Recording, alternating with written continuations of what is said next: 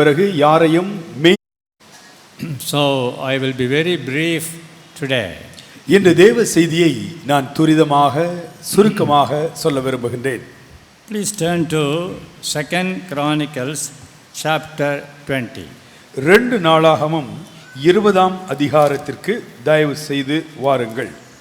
And I will read the last sentence of this verse. 2 Chronicles chapter 20 verse 12, last sentence. 2 நாளாகமம் 20ஆம் அதிகாரம் 12ஆம் வசனத்தினுடைய கடைசி பகுதி. Our eyes are upon thee. எங்கள் கண்கள் உம்மையே நோக்கிக் கொண்டிருக்கிறது. Glory to God. ஆண்டவருக்கு மகிமை உண்டாவதாக. Would you lift up your hand and praise God 1 or 2 minutes? கரங்களை உயர்த்தி 1-2 நிமிஷங்கள் ஆண்டவரை ஸ்தோத்திரிப்போமா. ஆண்டவரே உமக்கு நன்றி. Praise him. அவரை ஸ்தோத்திரியுங்கள். சத்தத்தை உயர்த்தி ஆண்டவரை ஸ்தோத்திரியுங்கள். ஹalleluya. நல்லவரே, வல்லவரே, அற்புதங்களை செய்கிறவரே, உமக்கு நன்றி அப்பா. ஸ்தோத்திரம். Amen. Amen. Our eyes are upon thee. எங்கள் கண்கள் உம்மையே நோக்கிக் கொண்டிருக்கிறது. The eyes in the body are very important member. சரீரத்திலே கண்கள் மிக முக்கியமான அங்கங்கள். Jesus said, if your eyes are clear, your whole body will be bright. இயேசு சொன்னார், உங்களுடைய கண்கள் தெளிவாய் வெளிச்சமாய் இருந்தால் சரீரம் முழுவதும் தெளிவாய் வெளிச்சமாய் இருக்கும். This is the prayer of King Jehoshaphat. யோசபாத்தினுடைய ஜெபம் இந்த ஜெபம். I am not going to take this chapter to be the base of my message. இந்த அதிகாரத்தை அடிப்படையாக வைத்து நான் தேவ செய்தி கொடுக்கவில்லை. We know this chapter very well and given messages out of it. இந்த அதிகாரம் நமக்கு அறிமுகமான அதிகாரம். இதிலிருந்து பல தேவ செய்திகளை கொடுத்திருக்கின்றேன். Great multitude of people came against Jehoshaphat. யோசபாத்துக்கு விரோதமாக திரளான இராணுவ வீரர்களுடைய ஒரு படை எதிர்த்து வந்தது. Being shaken with fear, he looked to the God. எண்ணிக்கையை பார்த்து கதிகலங்கி போன ராஜா தேவனை நோக்கி கூப்பிடுகின்றார். He claimed the promise God had given to his people. தம்முடைய ஜனங்களுக்கு தேவாதி தேவன் கொடுத்த வாக்குத்தத்தத்தை சொந்தம் பாராட்டி வேண்டுகிறார். Because God gave that land for Israel and the enemies wanted to drive them out. தேவன் இஸ்ரவேலர்களுக்கென்று சொந்தமாய் கொடுத்த தேசத்திலிருந்து இப்பொழுது சத்துருக்கள் இஸ்ரவேலர்களை துரத்திவிட படையெடுத்து வந்தார்கள். So he has no other alternative than to keep his eyes upon the Lord. வேறு எத்திசையிலும் நோக்க முடியாமல் தேவனை நோக்கி மட்டுமே பார்க்கக்கூடிய இக்கட்டான நிலையில் யோசபாத் இருந்தார். I am just pointing out to you that in all circumstances of your life, keep your eyes upon God. உங்கள் வாழ்க்கையின் எல்லா சூழ்நிலைகளிலும் உங்கள் கண்கள் தேவனை நோக்கியே இருக்கட்டும் என்று உங்களுக்கு சொல்ல விரும்புகிறேன். The message of God for us today is our look and our Lord. Our look and our Lord.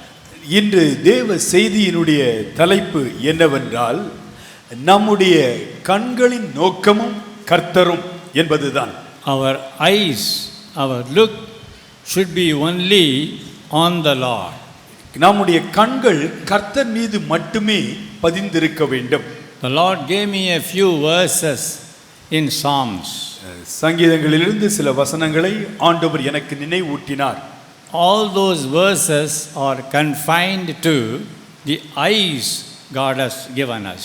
இந்த வசனங்கள் எல்லாம் கர்த்தர் நமக்கு தந்திருக்கிற கண்கள் சம்பந்தம் கொண்டிருக்கக்கூடிய வசனங்கள். How the psalmist directed his eyes towards God. சங்கீதக்காரன் எப்படி தன்னுடைய கண்களை கர்த்தரை நோக்கி இருக்கும்படியாக வைத்திருந்தார் என்பதே. It's also good, essential for the missionaries. வட இந்திய ஊழியர்களுக்காகவும் இது மிக பிரயோஜனமான ஆசீர்வாதமான தேவ செய்தி. Just I give only the thoughts, points, I can't describe it. நீண்ட நேரம் எடுத்து விவரிக்க சொல்ல நேரமில்லை, துரிதமாய் சொல்லுகிறேன். Psalm 26 verse 3. சங்கீதம் 26 மூன்றாம் வசனம். For thy loving kindness is before mine eyes, and I have walked in thy truth. உம்முடைய கிருபை என் கண்களுக்கு முன்பாக இருக்கிறது, உம்முடைய சத்தியத்திலே நடந்து கொள்ளுகிறேன். That's the thought number 1. இதுதான் முதலாவது குறிப்பு. Before the eyes of the psalmist, he keeps God's grace. சங்கீதக்காரன் தன் கண்களுக்கு முன்பாக கர்த்தருடைய கிருபையை வைத்திருக்கின்றான். In this context, he says, I have walked in thy truth. இங்கே சங்கீதக்காரன் சொல்லுகிறான், நான் என் உத்தமத்திலே நடக்கிறேன். Examine me, O Lord. கர்த்தாவே, நீர் என்னை விசாரித்து சோதித்து பாரும். He was conscientiously able to speak to the Lord, I have walked in my integrity. நான் உத்தமத்திலே நடக்கிறேன் என்று நல் மனசாட்சியோடு சங்கீதக்காரன் கர்த்தரோடு பேசுகிறான். Even again in verse 11 he says, I will walk in my integrity. 11ஆம் வசனத்திலே நானோ என் உத்தமத்தில் நடப்பேன் என்று மீண்டுமாக சொல்லுகிறார்.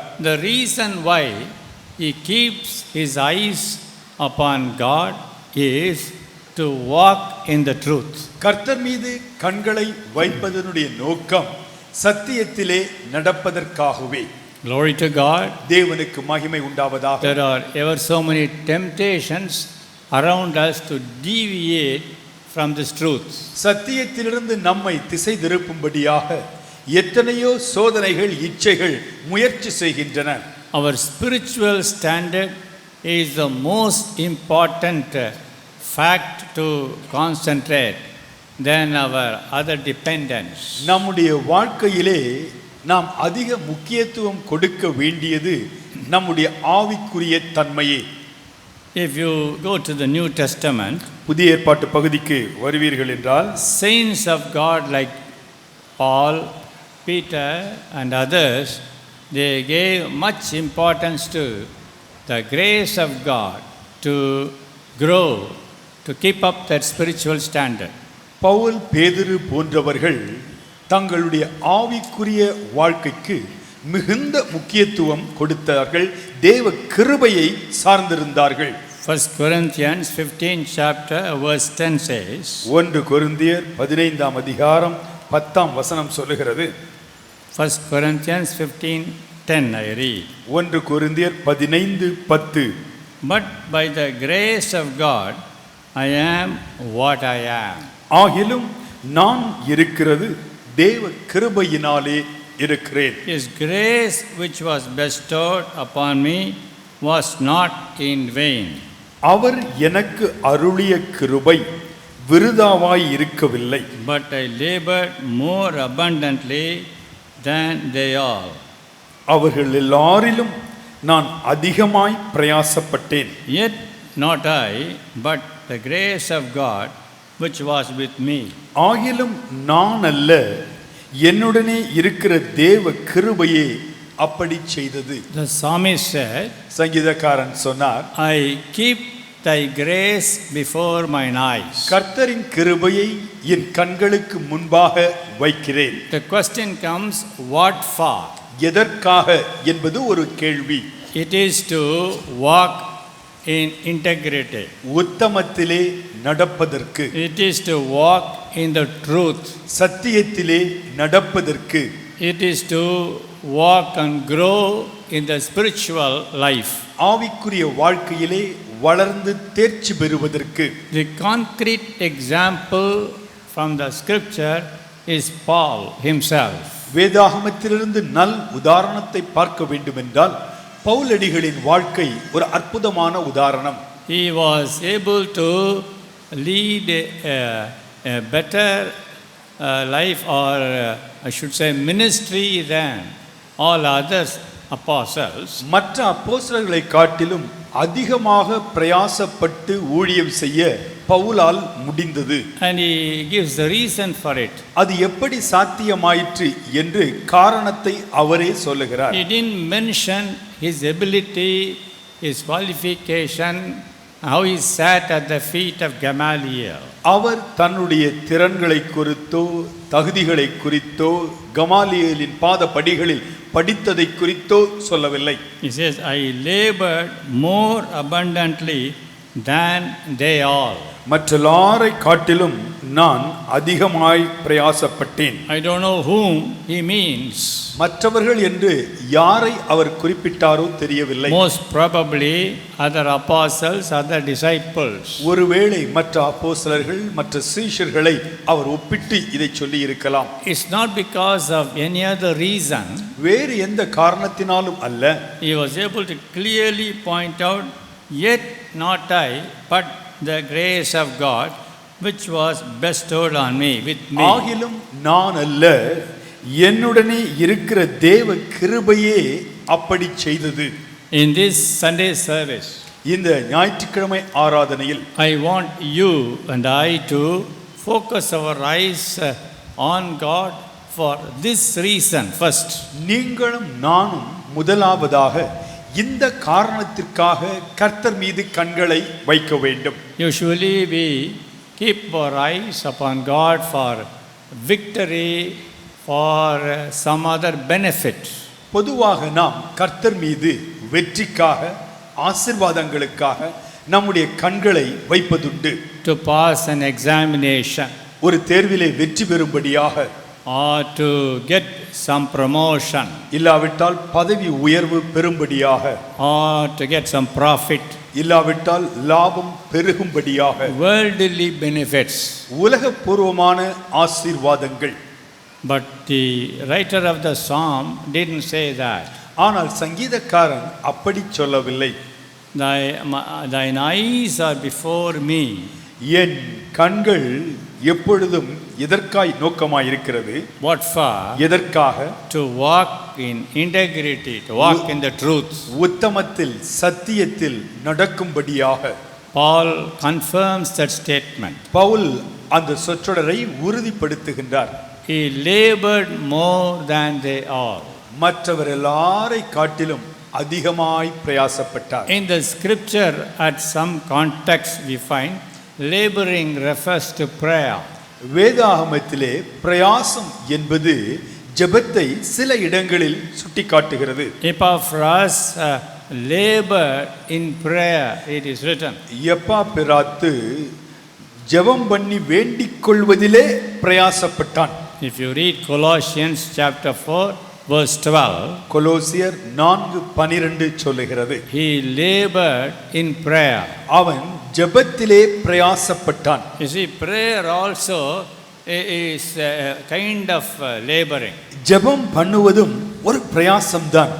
That is to say, Lord, would you not give, I will not leave you, holding on to God and praying until God gives an answer.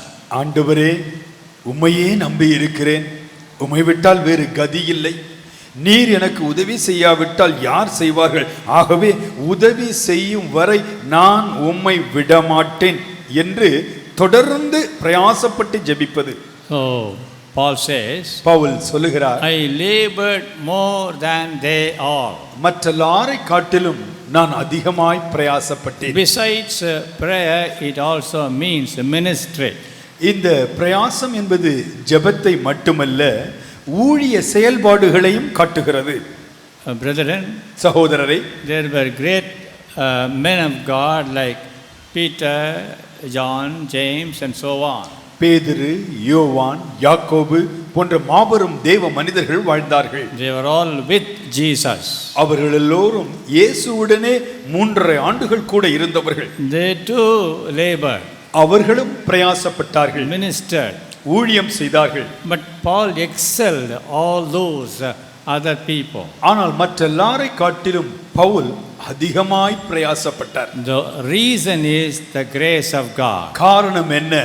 தேவனுடைய சுத்த கிருபை. That's what Psalm 26:3 says. அதைத்தான் சங்கீதம் 26:3 சொல்லுகிறது. For thy grace is before mine eyes, I have walked in the truth. உம்முடைய கிருபை என் கண்களுக்கு முன்பாக இருக்கிறது, உம்முடைய சத்தியத்திலே நடந்து கொள்ளுகிறேன். 2-3 times you find in this psalm. இந்த சங்கீதத்திலே 3 இடங்களில் பார்க்கின்றோம். First verse says, I have walked in my integrity. முதல் வசனம் சொல்லுகிறது, என் உத்தமத்திலே நடக்கிறேன். Third verse says, I have walked in the truth. மூன்றாம் வசனத்திலே சொல்லுகிறார், உம்முடைய சத்தியத்திலே நடந்து கொள்ளுகிறேன். 11th verse says, I will walk in my integrity. 11வது வசனம் சொல்லுகிறது, நானோ என் உத்தமத்திலே நடப்பேன். In this psalm he didn't bring out any other benefits. இந்த சங்கீதத்திலே கிருபையினால் வரக்கூடிய மற்ற ஆசீர்வாதங்களை குறித்து அவர் சொல்லவில்லை. Yes, we should also give the first priority to our spiritual standard. நம்முடைய வாழ்க்கையிலே முதல் இடத்தை ஆவிக்குரிய தேர்ச்சிக்கு நாம் கொடுக்க வேண்டும். Grace of God helps us in our physical needs, no doubt about it.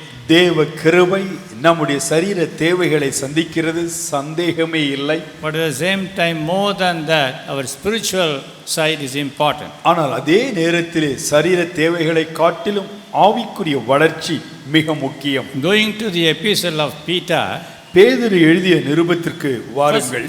First Peter chapter 5. 1 பேதுரு 5ஆம் அதிகாரம். Please open your Bible and see, that will be a blessing to you. உங்கள் வேதாகமத்தை திறந்து நாங்கள் வசனங்களை படிக்கும் பொழுது உங்கள் கண்கள் அந்த வசனத்திலே படட்டும், அது உங்களுக்கு ஆசீர்வாதமாய் இருக்கும். First Peter 5:10. 1 பேதுரு 5ஆம் அதிகாரம் 10ஆம் வசனம். God of all grace, who hath called us unto his eternal glory by Christ Jesus, after he have suffered a while, make you perfect, established, strengthen, settle you. God of grace.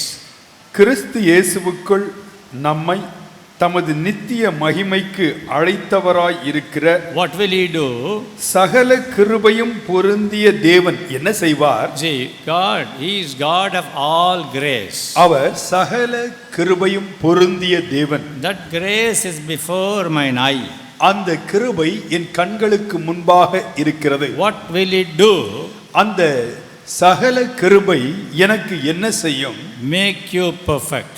உங்களை அது சீர்படுத்தும். Establish, strengthen, settle. உங்களை சீர்படுத்தும், ஸ்திரப்படுத்தும், பலப்படுத்தும், நிலைநிறுத்தும். It is because of this nature of the grace of God we are seated here today. இந்த கிருபை இப்படிப்பட்ட தன்மை உடைய நிலையில் இருப்பதினால்தான் நாம் எல்லாரும் இங்கே திருச்சபையில் இன்று இருக்கின்றோம். Otherwise we would have slipped out of the track of God. இந்த கிருபை மட்டும் இல்லாமல் இருந்திருந்தால் வழி விலகி எங்கோ ஒதுங்கி கிடப்போம். One example, one illustration from the Bible I can point out. வேதாகமத்திலிருந்து ஒரு உதாரணத்தை நான் சொல்ல We விரும்புகிறேன். don't have time to read. படிப்பதற்கு நேரம் இல்லை. One of the kings of Judah was called Manasseh. யூதாவின் ராஜாக்களிலே ஒருவருடைய பெயர் Manasseh. About him we read 2 Chronicles chapter 33. 2 நாளாகமும் 33ஆம் அதிகாரத்தில் மனாசேயை குறித்து பார்க்கின்றோம். He did evil in the sight of the Lord. கர்த்தருடைய பார்வைக்கு பொல்லாப்பானதையே அவன் செய்தான். Committed all kinds of abomination. எத்தனை விதமான அருவருப்புகளை செய்ய முடியுமோ அத்தனையையும் செய்தான். Built altars to the hosts of heaven within the temple of God. வானத்தின் பேய்களுக்கு அவன் உண்மை தேவனை வணங்கும் ஆலயத்திற்குள்ளேயே மேடை கட்டினான். He observed timings. அது மட்டுமல்ல, நல்ல காலம் பிறக்கிறது, நல்ல நேரம் பார்க்கிறது, இந்த ஜாதக காரியங்களை எல்லாம் அவன் புகுத்தினான். Made the children of God to walk on fire. தீ மிதிக்க இஸ்ரவேலரை கட்டாயப்படுத்தினான். He consulted the women who had familiar spirits. அது மட்டுமல்ல, குறி சொல்லுகிற ஆவிகள், செத்த மனிதர்களுடைய ஆவிகளை அவன் அவ்வப்பொழுது ஆலோசனை கேட்டு நடந்தான். And so the Assyrian king came and bound him among the thorns. ஆகவே அசீரிய ராஜா வந்து இந்த மனாசேயை பிடித்து முட்களால் நெருக்கி போடும்படியாக கட்டி போட்டான். Even by fetters also. சங்கிலிகளினாலும் ராஜாவை சிறையிலே கட்டி போட்டான். Took him to Babylon. பாபிலோனுக்கு இழுத்து சென்றான். While he was pressed too much, இப்படியாக அவன் மிகவும் நெருக்கப்பட்ட பொழுது he looked to Jerusalem and prayed. அவன் இப்பொழுது எருசலேம் முகமாய் திரும்பி வேண்டுதல் செய்தான். And God brought him back to Jerusalem. அந்த மனிதனுடைய ஜெபத்தையும் கேட்டு கர்த்தர் அவனை மீண்டுமாய் எருசலேமுக்கு கொண்டு வந்தார். Worst king, I should say. மோசமான படுபாவி ராஜா என்று சொல்லலாம். And to him also God gave grace. அவனுக்கும் கூட தேவன் கிருபை கொடுத்தார்.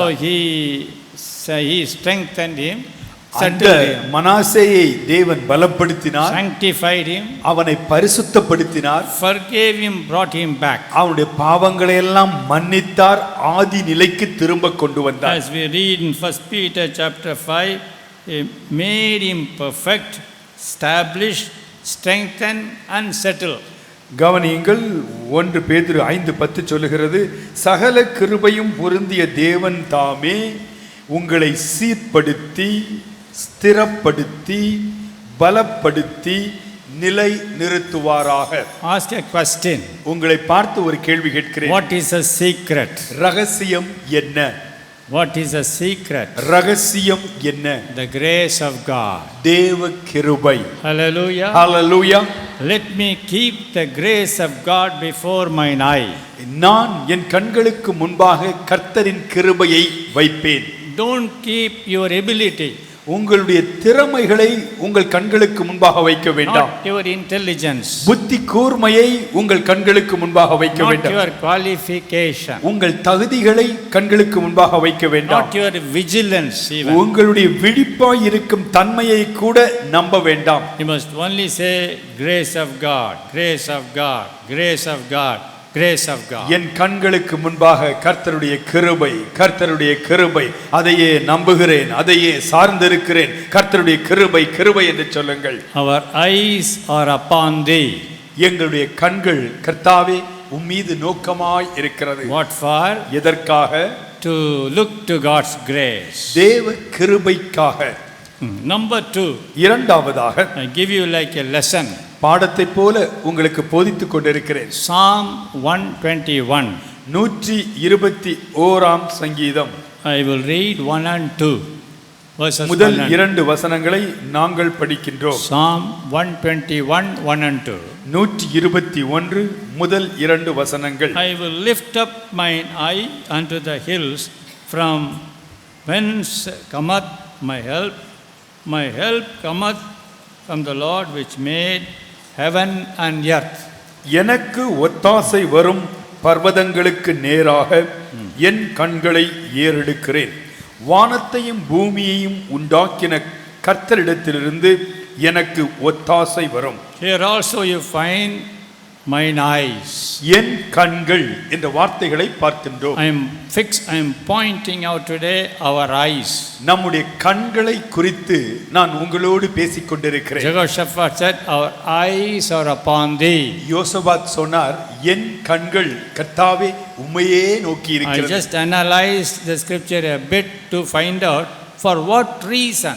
எதற்காக கண்கள் கர்த்தரை நோக்கி இருக்கின்றன என்று வேதாகமத்தை பார்த்தேன். The first reason is for God's grace. முதலாவது தேவ கிருபைக்காக. The second reason is, இரண்டாவதாக, I will lift up mine eye unto the Lord, unto the hills, from whence cometh my help.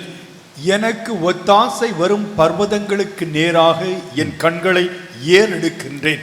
You get help from the Lord, to whom you should focus your eyes. உங்களுடைய கண்கள் கர்த்தர் மீது இருக்கும் என்றால் கர்த்தரிடத்திலிருந்து உங்களுக்கு உதவி ஒத்தாசை வரும். Supposing I ask you, உங்களை பார்த்து ஒன்று கேட்கின்றேன், do you want any help? உங்களுக்கு ஏதாயிலும் உதவி தேவைப்படும் நிலையில் இருக்கிறீர்களா? What will you say? என்ன பதில் சொல்வீர்கள்? எனக்கு உதவியே வேண்டான்னு சொல்லக்கூடிய ஆளை நான் பார்த்ததில்லை. I have not come across a man who says I don't need any help from anybody. எனக்கு எந்த உதவியுமே வேணாங்க. I don't need any help. You will not say that. நீங்கள் அப்படி சொல்ல We மாட்டீர்கள். need help. நம் ஒவ்வொருவருக்கும் உதவி தேவை. Different kinds of help. பலவிதமான உதவிகள் நமக்கு தேவை. And the psalmist says, சங்கீதக்காரன் சொல்லுகிறார், I will lift up mine eyes unto the hills from which cometh my help.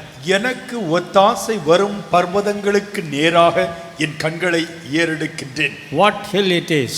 அது எப்படிப்பட்ட பர்வதம்? It's not Himalayan mountain. இது இமயமலை அல்ல. It's not St. Thomas Mount. இல்லாவிட்டால் புனித தோமா மலை குன்றும் அல்ல. It's not literal hill.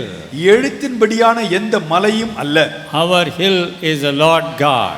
நமக்கு எந்த மலையும் இல்லை, எந்த மலைக்கு போக வேண்டிய அவசியமும் இல்லை. நம்முடைய கர்த்தரே நமக்கு எல்லாமாயிருக்கிறார். The writer of the psalm refers to God only. சங்கீதக்காரன் கர்த்தரையே பர்வதம் என்று அழைக்கின்றார். Our God is in high place. நம்முடைய கர்த்தர் உன்னதங்களில் இருக்கின்றார். Jesus taught us the prayer. இயேசு ஜெபத்தை கற்றுக் கொடுத்தார். Our Father which art in heaven.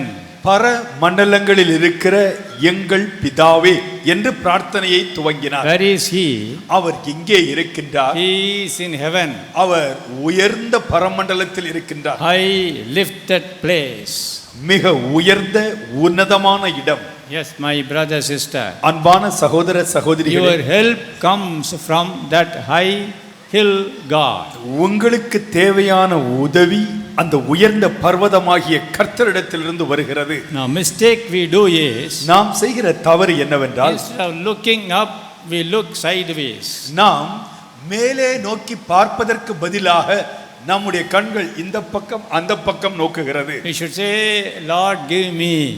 நாம் சொல்ல வேண்டும், கர்த்தாவே எனக்கு உதவி செய்யும், Help me. எனக்கு உதவி செய்யும். But what do we do? நாம் என்ன செய்கிறோம்? Brother, help me. ஐயா உதவி செய்யுங்கள், Brother, help me. பிரதர் உதவி செய்யுங்கள். So we turn to left and ask. இடது பக்கம் திரும்பி கேட்கிறோம், We turn to right and ask. வலது பக்கம் திரும்பி கேட்கின்றோம். Some man, somebody who is rich, who is influential. பணமுடையவர்களை பார்த்து, செல்வாக்கு நிறைந்தவர்களை பார்த்து கேட்கின்றோம். But we often are disappointed. ஆனால் பொதுவாக அதனுடைய முடிவு ஏமாற்றமே. In this context, I give you a verse from the Bible. வேதாகமத்திலிருந்து ஒரு வசனத்தை நான் உங்களுக்கு சொல்லுகிறேன். Turn to 2 Chronicles chapter 14. 2 நாளாகமம் 14ஆம் அதிகாரம். And I will read to you verse 11. 11ஆம் வசனத்தை நாங்கள் படிக்கின்றோம். Well known verse. நமக்கு தெரிந்த ஒரு வசனம். This is the prayer of King Asa. ஆசா தேவனை நோக்கி ஏறெடுத்த ஜெபம். Asa cried unto the Lord his God and said, Lord, it is nothing with thee to help.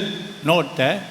It is nothing with thee to help, whether with many or with them that have no power. Help us, O Lord our God, for we rest on thee. That is enough.